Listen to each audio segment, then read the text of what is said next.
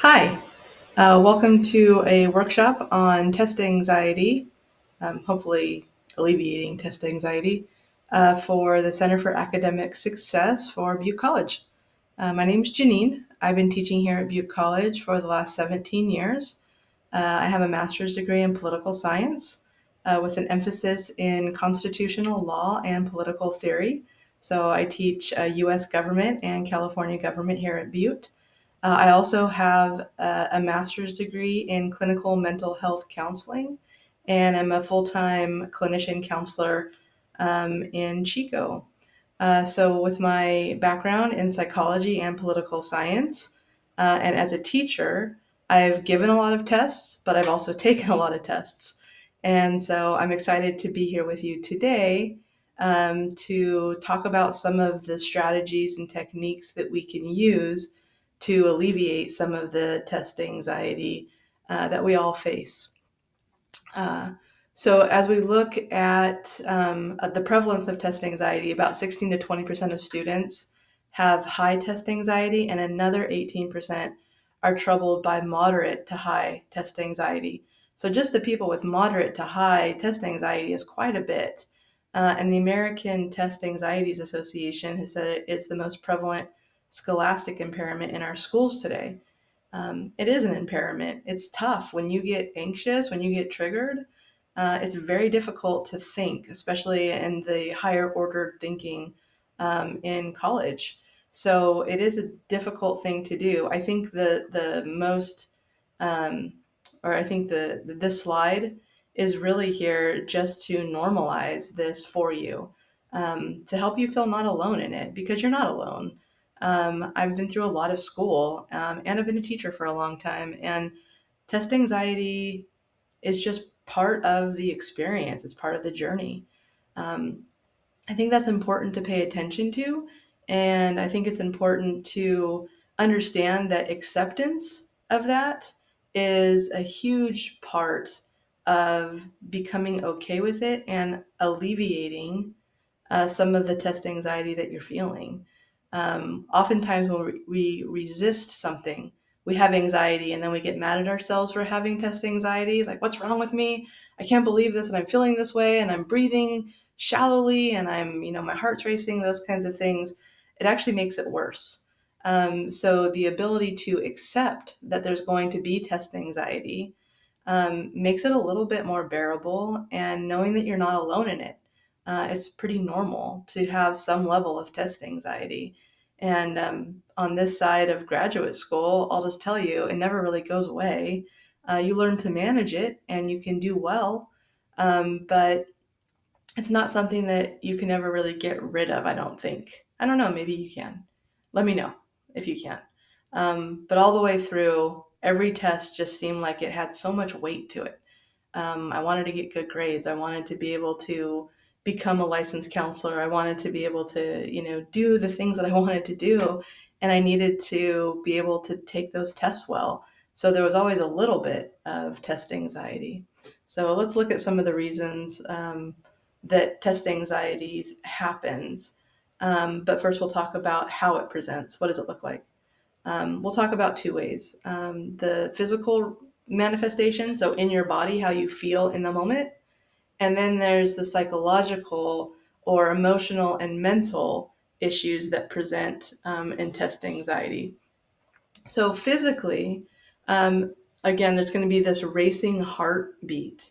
It starts to go, it's just normal, you're having a good day, just walking along. And then all of a sudden, it's like, oh, there's this threat to my career. There's this threat to my college career. Like, I want to accomplish these things. And if I don't pass this, what's going to happen? And we're going to talk a little bit about the physical manifestation part and how to try to remediate that a little bit with some kinds of thinking. We can actually change the way that we think. So sometimes our heartbeat starts to race. I know that's what happens for me. There's shortness of breath. You can tell when your breath is all up here in your chest. It's shallow. Breath should go all the way into your belly. You should be able to put your hand on your belly, and when you're breathing normally, you should be able to feel it go in and out. Try it for a second. That's normal breath. That's a good, relaxed breath. If you can't feel your stomach going in and out, you might be a shallow breath up here. That's anxiety. So pay attention to that. Pay attention to your body. Um, Nausea. Yeah. Sometimes people feel like they want to throw up. Everything just starts to tighten in your stomach. The food that you ate earlier might just not be settled well. Some people feel nauseous when they are, or nauseated when they are having some test anxiety. Sweating, that can happen kind of up here in your head.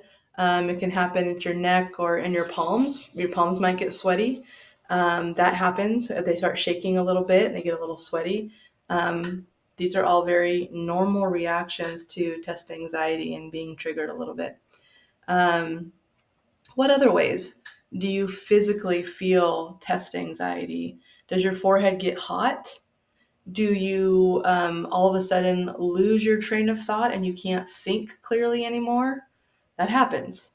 If the blood flow in your brain is stuck in your trigger and stuck in your amygdala, then the blood's not rushing anymore to your prefrontal cortex, your frontal lobe, and that's where we do our higher ordered thinking. And I'll explain that to you in a few minutes.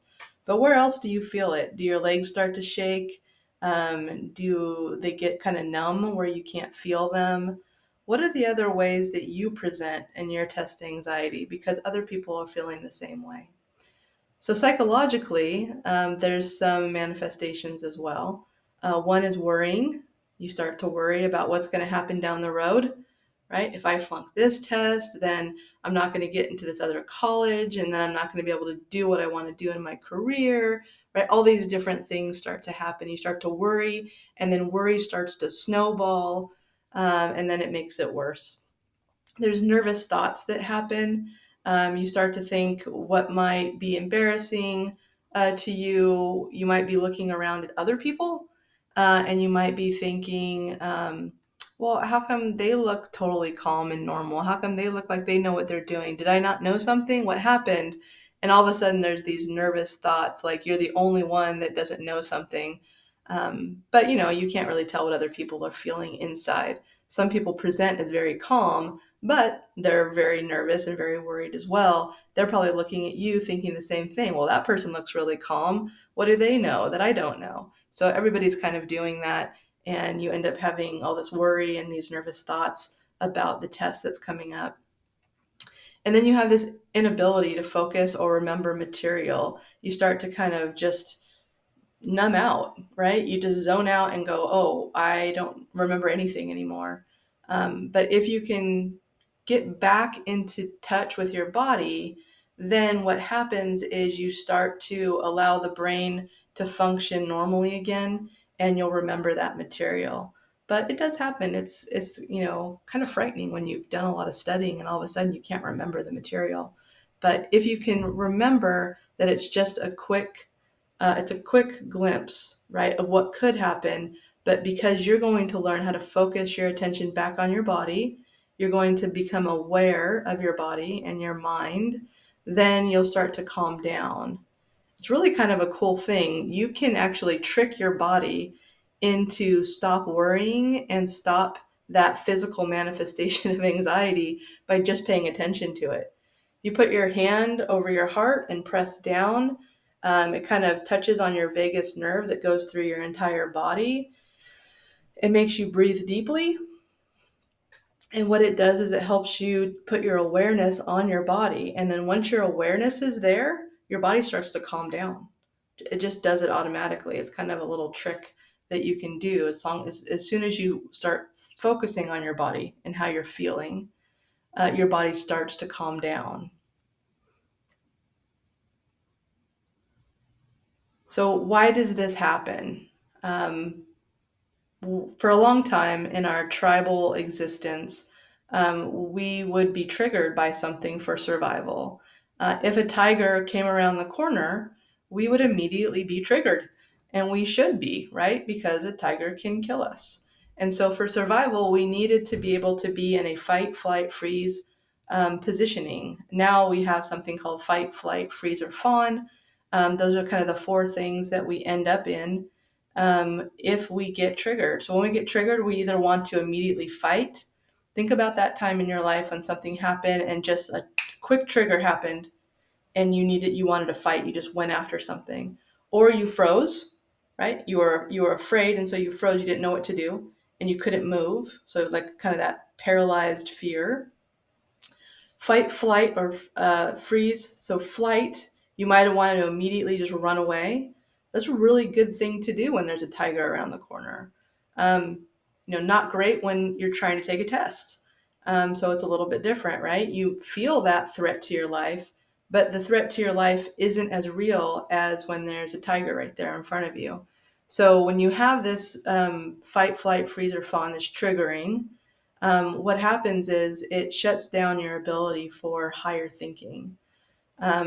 It kind of looks like this. You look at your brain. You can also look at it in terms of my fist here on the screen, if you can see it.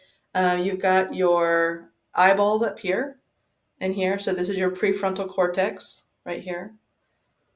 And you've got your amygdala in the center. This is our lizard brain. So we're tribal groups, people. We were afraid when the tiger would come around the corner after us. And this is our fight, flight, freeze, or fawn right here. This is that triggering that happens really quickly. But what we've learned over time is that our prefrontal cortex right here, our frontal lobe, is where we do our rational thinking, our reasonable thinking. We do math. We talk about politics and philosophy. We talk about psychology and meaning in life and all those kinds of things. We do that up here. But we need blood flow up here to make that happen, to make that work. So when we take a psychology test, we take a math test, we need to be able to be thinking up here. But what happens is when we have that anxiety and that triggers us, we flip our lid. We flip our lid and all the blood is in here in our amygdala, and we can't do a whole lot here except for fight, flight, freeze, or fawn. That's it. That's all we can do. And so we need to figure out how to get the blood flow from here in the amygdala all the way back into the prefrontal cortex so we can think, because we need to be able to do that higher order thinking. But what happens is if we're not well regulated in our amygdala, we can't relate to others in the midbrain, and we can't reason and be rational thinkers in our prefrontal cortex because there's no blood there. So in order for us to get the blood flow, we need to not flip our lid. Or if we do flip it, we need to figure out how to close it back up again and re-engage our prefrontal cortex. So this is actually a really good exercise strategy to get you to get blood flow back to your prefrontal cortex, because you have to remember these words: amygdala, fight, flight, freeze, or fawn, midbrain, and prefrontal cortex. If you can think of those things and do this, flip your lid, don't flip your lid, amygdala, prefrontal cortex, all of a sudden you are thinking, which is forcing blood away from the amygdala all the way into the prefrontal cortex. So that's one way to do it. Other ways to do it are to name 10 fruits.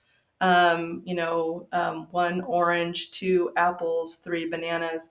It forces blood flow to the prefrontal cortex because you have to think about the words and the fruit and the numbers. If you just go 1, 2, 3, 4, 5, 6, 7, 8, 9, 10, you're doing that without really thinking because it's already part of your long-term memory. So what you want to do is like name 10 fruits. Or you could do something like naming things around the room, like black lamp, brown infuser, purple folder. You can do stuff like that in a room too, and it forces blood back into your prefrontal cortex as well. So this is one of the ways that we understand neuroscience, and it can help us understand how to alleviate some of the anxiety that we face. So don't flip your lid, or try not to. And if you do flip your lid, there's a lot of ways, 2 of them I just gave you, to deal with those physical symptoms. The physical symptoms of nausea, heart racing, that all comes from flipping your lid and going right into your amygdala. All right, so there's some strategies too. There's the neuroscience of it all, and we'll get into more of that in a few minutes. But there's also some ways that you can think about how to take a test. I'm going to show one of those, and then we're going to go back to some of the other psychology and some of the other strategies and techniques. But I'm going to go ahead and let you watch this and take what you want from it and leave the rest. This is a way to maybe have strategies for answering multiple choice tests. Thanks for stopping by. This is 2 Minute Classroom, and today I'm going to give you 7 tips for multiple choice exams. And if you want to further develop your study and test taking skills, I've linked some books I recommend and a study playlist in the description. Now on to the tips. We'll start with the basic ones and then move on to the more advanced tips, but all of these tips are relevant. Tip number 1 is to read through the instructions carefully. I'm always shocked at how many students jump right into the test without reading the instructions, and maybe you're one of them. There is often valuable information in the instructions about how to take the test and what you are allowed to do, so read it first. After reading the instructions, you can move on to tip number 2, which is to answer the easy questions first. This is a solid tip for nearly every type of test. It provides an overview of the test and gives you several small victories to boost your confidence right at the beginning of the test. Tip number 3 is to answer the question in your mind before reading the answer options. Use a piece of paper or your hand to cover the answer options. You may have to be a little more creative if it's a digital test. Then, with the answers covered, read the question and formulate your best idea of the answer in your mind before looking at the answers. So why do this rather than just reading the options? Because you won't get confused by the answer choices and thinking 2 or 3 of the options sound like good answers. If one of the options is similar to the answer you came to in your head, then you can answer faster and with more confidence. Try it out. Tip number 4 is to read every answer option. Similar to the instructions, many students skip this step on at least a few questions, often to their demise. Because most multiple choice test questions want you to find the most correct answer, there may be multiple correct answers. So if you stop at the first one, you may not see the most correct one. Even if you think you found the answer, read them all. Tip number 5 is to use the process of elimination. When you come to a question that you don't know the answer to, you can increase your odds by eliminating answers you know to be incorrect. Physically cross them out if you can. If you can narrow it down to 2 or 3 answers, you'll increase your odds for guessing correctly from the remaining answer choices. I'll do a separate video about guessing strategies for multiple choice tests and link it below, because it's a separate video all by itself. And if you're finding these tips valuable, consider subscribing, because you'll likely find a lot more value from my future content. Tip number 6 is specifically for all of the above type questions. You don't actually have to know if all of the above answers are correct. You just need to know if more than one are correct. For example, if the question has 5 possible answers, the last of which is all of the above, and you know the first and third answers are correct, but are uncertain about the other 2, you can confidently answer all of the above. Tip number 7 is to answer every question. I was amazed as a teacher to see students not answer multiple choice questions. I understand that you may not know the answer, but you can certainly write or circle a random answer. And there can also be a lot of strategy to guessing, which I'll make a separate video on. The only time you don't want to guess is when you lose points for wrong answers. In my experience, the vast majority of tests award you 0 points for a wrong answer, but on certain tests you'll lose points for answering incorrectly, so make sure you know the test before you guess. Now watch this video on last-minute test-taking strategies that will work, and this video of mine which YouTube thinks that you'll find relevant. Thanks for watching, and I'll catch you next time. All right, so hopefully you got some good strategies from there. I think this is a really good 2-minute video about multiple choice, because sometimes we don't take in strategies. We just get really focused on, do we know everything? Do we know everything all the time? Sometimes we don't. There's some questions that we just don't know, we don't remember, we didn't study for, or whatever. So there's ways to guess a little bit better. So I kind of like that. What are some other strategies? Well, globally, of course, preparation. So how are we going to do that? We'll take a look at some strategies for preparation. A lot of college students, me included, sometimes we get to a place where we have so many other things going on that we try to caffeinate ourselves and study all night long before we take a test. And we're not getting enough sleep then, and then we're getting too much caffeine, which gives us more anxiety. So we're actually doing all the wrong things to help us with test taking. So preparation is going to be a big one. We'll talk about that. Then there's having enough sleep, exercise, and nutrition. And then we're going to train our brain. So in that amygdala that we were talking about of flipping your lid, there's a way to train it so that you deactivate your triggers. So when the test is coming up, you don't get as triggered as you were. You can deactivate, and a lot of those physical and psychological symptoms that we talked about, they end up becoming very much more reduced. Um, so let's talk about those: sleep, exercise, nutrition, preparation, and training your brain. So, preparation is identifying and habituating learning strategies. Habituate is kind of an interesting word because it means that it's something that you have to do over and over and over again. A lot of us do a lot of things that we habituate, but they're normally not always the good strategies for us, right? We end up getting on our phone and looking at social media, and that becomes habituated. We do it every day, or we do it for several hours or whatever. But when we're talking about this, we want to study um, with with deliberation. Like, we want to be thoughtful in it and know that, hey, a test is coming up in 3 weeks. We need to spend 15 minutes a day studying, because our brain then takes that information and turns it into long memory. If we do it just the night before, we normally forget it before the test or right after. But sometimes there's a lot of classes where you need to know the information between tests for the next test as their building blocks. So you really want to figure out how to identify and habituate your learning strategies. What can you do every day or every other day to learn the material? How does that look? What does it look like? And what can you do to put on your schedule? I put everything on my phone. So when I go to work, when I come home, the things that I have to do are always on my phone calendar. So when I was working and in school, I would just make sure that the alarm would go off at 6 o'clock in the evening, and I would spend my 20 minutes studying for the test that was coming up. Or I would give myself the 2 hours to write that paper or whatever. But I would always alert myself, and so that I could identify and then habituate my learning strategies. At least there was some kind of accountability for myself that I would put there. But I mean, a lot of this stuff is really about you, right? You have to decide to be prepared. You have to decide to study. You have to decide what kind of student you want to be. But there are ways to help yourself when you are motivated. So create that schedule. When is a time every day that you can spend 15, 20 minutes? And then maybe right before the test, a couple days before, maybe you do an hour twice a day, and go over all that material again. So create a schedule, whatever you need it to look like, and allow adequate study time. But with that, you also want to make sure that there's time for rest as well. Someone who is a bodybuilder, they can only lift so much. They can only do so much at the gym before they have to take a break.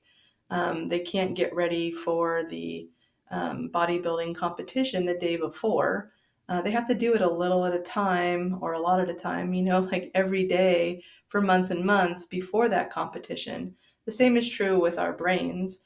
We can't go in and learn everything we need to know in one day before the test. We need rest, we need food, we need water. We need all those things within our schedule as well. So make sure that you're paying attention to the study time, but make sure you're also paying attention to self care and taking care of your body and giving it the rest it needs so that it can have that rhythm of rest, study, work, rest, and the like. So the big three, again, just to get it kind of stuck more in your mind: you need rest. Once you study for a while, make sure you get that nap, get that sleep. Your brain needs to refresh and reset. It needs to be able to wake up back in the morning and start all over again. People go insane when they don't get enough rest, actually. So you can't go too long without giving your brain its time to rest. It needs exercise, even if that's a walk around the block, even if that's a little bit of yoga or Pilates in the house, stretching out, taking some time. Your body needs exercise, and your brain needs exercise as well. It's a pretty big deal, actually, to have rest, exercise, and good nutrition. You want to stay away from the anxiety promoters like caffeine, alcohol, sugar, fried and processed food. That just makes your body more amped up. So stay away from those. They inhibit your serotonin levels as well and increase your stress hormones, mostly cortisol. You don't want cortisol. Cortisol is what gets you triggered into your amygdala. It helps you flip your lid. So what you can do is stay away from that so that you are a little bit more deactivated. Um, Maintain a good, healthy hormone balance by eating fruits, vegetables, and a lot of good fat. Your brain needs a lot of good fat, like avocados, nuts, fish, things like that. And then drink lots of water. So, dehydration in your body affects your mood, absolutely. And so, make sure you're getting enough water. Make sure that you're taking care of your nutrition, your rest, your exercise, and your body. This will help your brain be able to study better. It will be able to help your body relax and be calm while you're studying and while you're taking the test, because you're not going to have that hormone imbalance. You're not going to have those stressor chemicals of cortisol. You'll be calmer and it will help with those symptoms, those physical symptoms that we talked about. The difference between who you are and who you want to be is what you do. So pay attention to the rest, the food, the water, the study time. It's all important. So pay attention to all of it, and that's part of training your brain.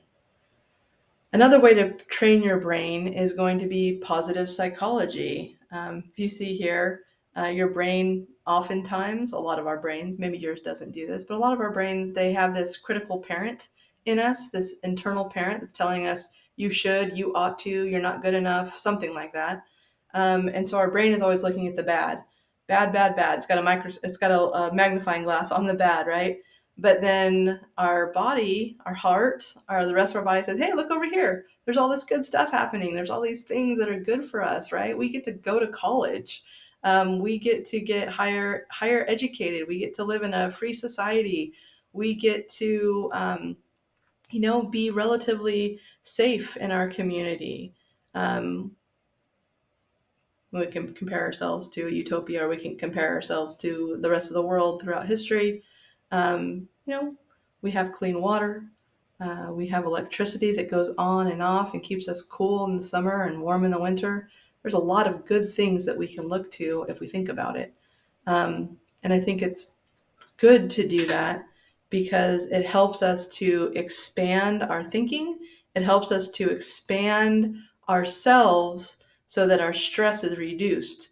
When we're only looking at the bad, then our stress is increased, right? If I fail this one test, I'm never going to be able to make it as a nurse, or I'm never going to be able to do this or do that. It's going to be terrible. What you're doing is catastrophizing. And it is a cognitive distortion. It is something that we try to help in the counseling field, help people avoid and move through, because it just increases your stress and your anxiety. So when you're only focusing on the bad, you're not able to see the good. And when you can't see the good, you end up having more stress, and it has negative outcomes for you in all areas of your life and relationships. Think about those people that you've been around in your past that are always negative. They're always seeing the negative side of everything. How long did you want to be in their relationship, whether it was your friends or your lovers? What did that look like for you? What did that look like when someone was so negative all the time? Um, it can be exhausting. It's exhausting for the person, and it's exhausting for the people around them. Um, Not good for studying, for school, for life. When I wake up in the morning sometimes and I'm struggling with motivation, there's just a lot going on, and it's just kind of a rough day. I'm overly tired. Maybe I didn't get enough sleep. Maybe work went poorly the day before. A lot of stressors, something like that. I will go to YouTube, and I have about 30 or 40 of these 4-minute videos that I'll just watch. Um, it helps me to stay in that positive mindset, and it helps me to remember to be motivated, and it reminds me of what my goals and my dreams are, right? Getting through college is a day-to-day journey, And sometimes we forget why we're doing it, right? We just are doing it. Who knows why? But we need to think about what our goals are. And if we have our goals in front of us, we can stay motivated to do the hard work day to day to get to those long term goals. It's really important. If you don't know what you're doing, if you don't know what you're trying to succeed at, if you don't know what your goals are, then it's going to be a lot more difficult to study for that math test. But if you know that that math test is one step in the journey towards your nursing degree or your firefighting degree or whatever degree you're looking at, then it's easier to settle down and settle into a study habit and to be motivated. We have to be motivated.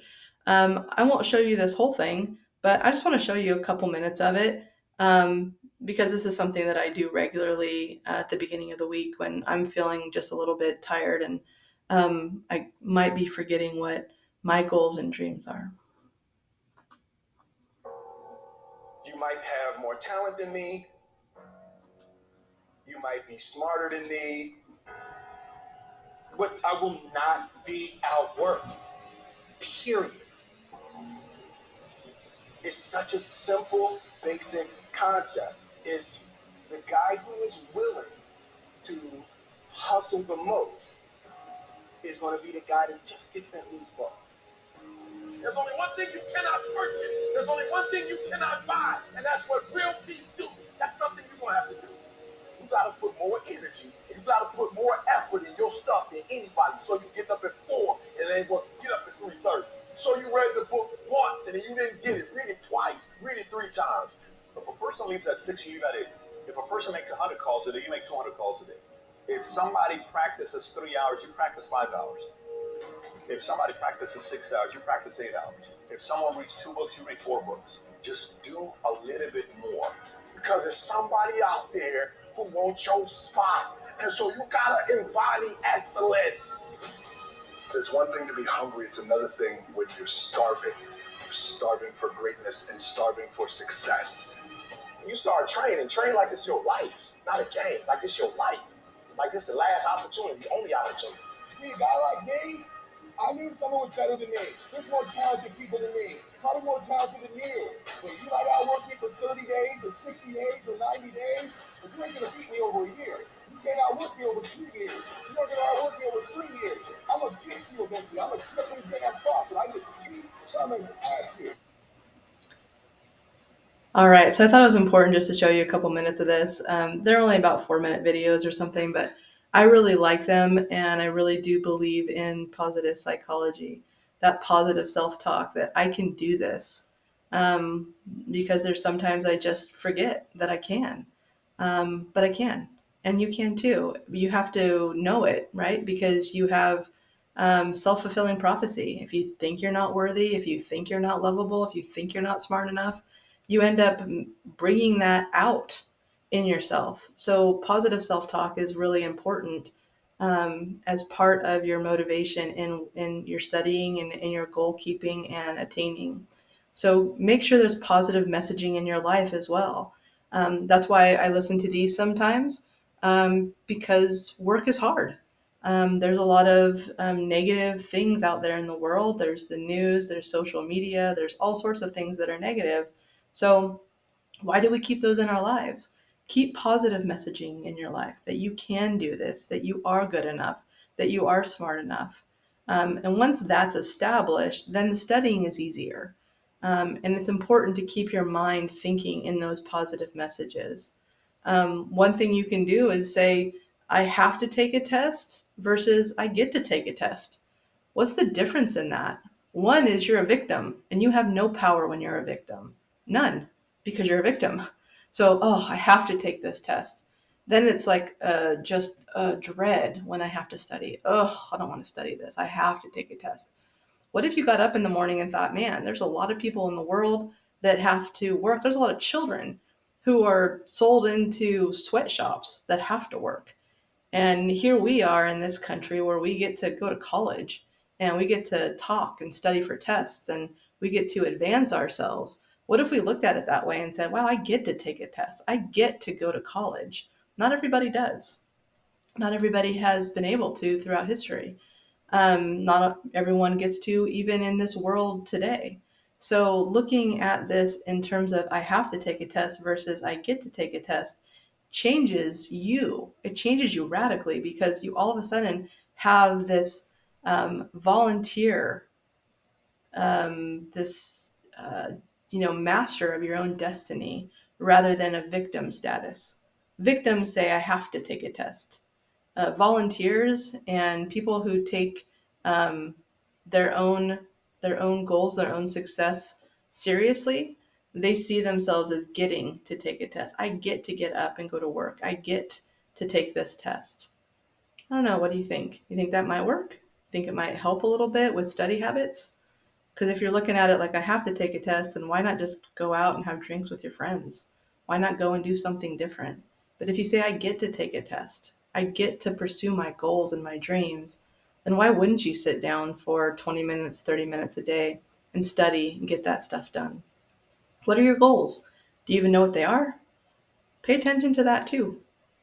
Why are you doing what you're doing? What is your why? What's your purpose? And that really is about perspective taking, right? We can see the tiger, or we can look behind the tiger and the green over here and we can see the butterfly. Like, what is the perspective that we're taking?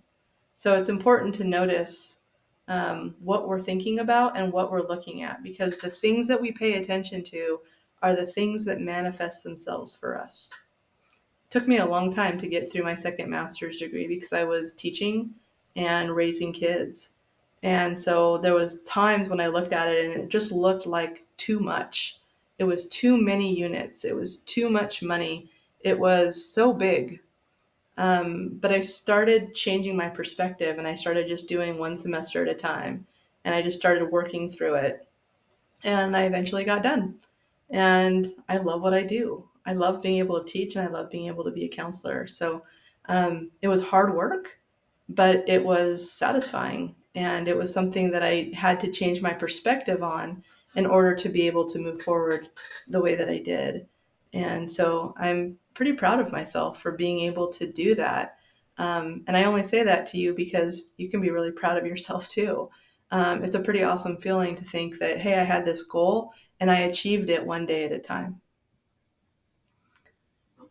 Gratitude. I think that I touched on this a little bit, but the idea that you can find gratitude in the smallest places. We live in a society where we actually have trash service. I spent 5 weeks in Nairobi, Kenya, a couple years ago, and they don't have the infrastructure there to have someone to take out the trash. So they have trash on the ground, smoldering in little piles in front of each of their homes. Um, that's one thing that when I got back home, I realized how grateful I was that we could put it on the curb and someone would come and take it every week. And we could live in a relatively clean society where we weren't having to smell all of these little tiny piles of trash, thousands and thousands of them everywhere, because they don't have anywhere to take their trash. So, gratitude, little tiny things like that, running water, it's amazing. Running water that's clean, amazing. Electricity, it's a miracle, right? That you can switch on something on the wall, and all of a sudden you can see at night. It's kind of miraculous. So when we think about gratitude, we think about just the little tiny things, and what happens is it snowballs and it turns into realizing that we can be grateful for everything. We can be grateful for even the challenges because those challenges grow us. They make us stronger. So gratitude is something to change our mindset. Expressive writing, that can really help. It helps me. I just call it journaling, but expressive writing, when I'm feeling stressed about something, if I write it out, it just feels more freeing. It feels better. It's also kind of why like talk therapy works. The more that you can talk things out with someone that's safe, the better you feel about it. So write it down, talk it out. These are all ways to help your mind change when it comes to having test anxiety. Exposure helps too. Exposure therapy is really good. If you're afraid of spiders, Start with a spider doll, hold it in your hand for a while. Maybe then you can look at a real spider behind a cage, right? You do little things to expose yourself to what you're afraid of. You're afraid of that test. So sit down with the Scantron and start filling it out with a practice test. Go online and do a practice test. Pay attention to what it feels like when you're sitting in your chair in that building or however you're doing it. Expose yourself to the feelings of doing a test by doing practice tests. And once you get to the real test, you've done so many practice ones that it just feels normal. It feels better. Of course, if you put a real spider on your hand, even after that exposure, you're going to have a little anxiety, kind of like what we talked about in the beginning. There's going to be a little bit of it, but you can really deactivate those triggers by doing some of these things: gratitude, expressive writing, and exposure. Other relaxation techniques is listening to calming music, walking, spending time in nature, talking it out, visualization. These are all really good things to do. Take a walk, that's part of that exercise. Listening to calming music. Just allow it to play and to sit in it. What you're trying to do is, again, put the awareness away from the test and away from the worries and onto your body, right? Put your awareness on your body. How is your body feeling? Where is the tension? Where is the trauma? Where is the anxiety? And this can help. Spending time in nature can regulate your amygdala. Talking it out regulates you. Again, we're trying to regulate our amygdala so that we can keep the blood flow to our prefrontal cortex. Visualizing success, visualizing the test itself, that can help as well. So all of these things are really important to put um, the awareness back on your body. Another little trick that you can do when you get tense and you get into your amygdala and you flip your lid, your body gets really tense. And then all of a sudden your brain thinks that you're under threat, right? That there's a tiger there that's going to eat you. So what you can do is exaggerate that by tightening your muscles even more, tightening all of them. Try it for a second. Tighten all your muscles, feel all of them from the bottoms of your feet all the way up through your neck. Feel yourself and tighten them all, and then release them. Tighten them all again and release them. Do this a couple times. You can either do it progressively, going from your toes all the way through your neck and tightening and releasing, which is called progressive muscle relaxation. Or if you only have a minute or two, just tighten all your muscles up and then release them. What happens is you trick your brain, because your brain thinks when you're tense and all that stress is there that you are under threat. If you tensen them up though, if you tense those muscles and then you release them, your brain thinks, oh, they're relaxed. We're not under threat. We're okay. We're good to go. And so when our brain does that, the blood then starts flowing back to the prefrontal cortex. So you can look up, Google like progressive muscle relaxation, mindfulness, things like that. Very helpful in getting your body, tricking your body into calming down and to settling in. So that's that mindfulness. Mindfulness just means really being aware of your body in the moment. How are you feeling right now? Do you pay a lot of attention to that? Where do you keep your tension and your stress? Is your stomach hurting? Are you hungry? Are you lonely? Are you sad? Are you angry? What are you feeling? Pay attention to that. That mindfulness helps you to calm your body down. So during the test, there's a couple things you can do. It's that positive self-talk that we talked about. Have those things in your mind. If you haven't practiced them ahead of time, it's going to be really difficult to conjure it up in the moment. So make sure you're watching those videos, that you can do this, that you are good enough, that you are smart enough. That's part of it. Make sure that you're doing some breathing. Um, there's a really a lot of different ways to do breathing. And it's part of mindfulness too. There's a box breath where you breathe in through your nose for 5 seconds, you hold for 5, you breathe out through your mouth for 5, and then you hold for 5, and then you do it a couple times. First of all, this is helping to put your awareness on your body, but you're also counting, which is getting you to that place of getting your blood flow, keeping it up here into the prefrontal cortex. So doing a box breath is kind of a cool way to do it. So you can go in for 5 through your nose, hold, out through your mouth for 5, and then hold for 5 again. That's 5, 5, 5, and 5, and so it's a box breath. Try it 4 or 5 times, and watch your body relax, immediately relax. So there's different kinds of breathing practices. There's a 4-7-8 that kind of does the same thing. If you're trying to not look ridiculous in class, you can put your tongue on the roof of your mouth and breathe deeply. It works for some reason, I'm not sure why. But put your tongue on the roof of your mouth. You can breathe deeper. Try it. And you can't really tell that I'm doing it. Your mouth only has to be open a little bit. Your tongue goes on the roof of your mouth, and you can breathe really deeply, and that calms your body down too, going back to that breath.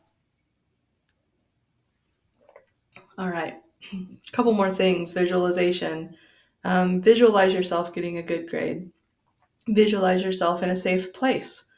If you can visualize yourself in your favorite place at the beginning of your test, your body can calm down a little bit. But you want to know where that safe place is, so visualization can help. Here's a technique to stop. Stop what you're doing. Just pause momentarily. T, take a breath. The breath is the anchor to that present moment.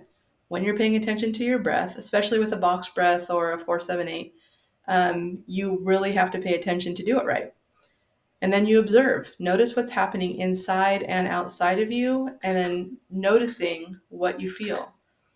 Is your stomach hurting? Do you have some stress there? Is it in your shoulders? And then when you're doing those kinds of like progressive muscle relaxation, you're really starting to pay attention to yourself. And then once you stop, take a breath and observe, then you proceed. Then you continue doing what you're doing, and you figure out where inside you're feeling those things, and they tend to dissipate the more that you pay attention to them, right? When you don't pay attention, you get more anxious. When you pay attention, it starts to go away. So pay attention to the stop technique, and then don't flip your lid. All right, that is all I have for you. I hope that we talked about the physical symptoms enough to where you know what they are, what they're caused by, and not flipping your lid. And then gave you some ideas about preparation for the test, some of the multiple choice things that you can take from this as well, and then that positive thinking. The last thing you really want to do is take all this information that you took notes on and make an action plan for yourself. What are the things that we talked about today that you liked? Take those and write them into your action plan, right? For the next test, I will study for 30 minutes a day for the week before the test and 2 hours before the test. I will do deep breathing and progressive muscle relaxation. I will study with a friend. I will, right? This is an action plan, the things that you will do for yourself. What are some of these things that you took out that you really like? And then leave the rest. You don't have to do all of them, it's a lot. But you do need to have some action plan so that you can take all of this stuff and turn it into something actionable, something that you can do for yourself. So thank you for participating here with me. I hope that you found this useful, and I look forward to seeing you in another workshop.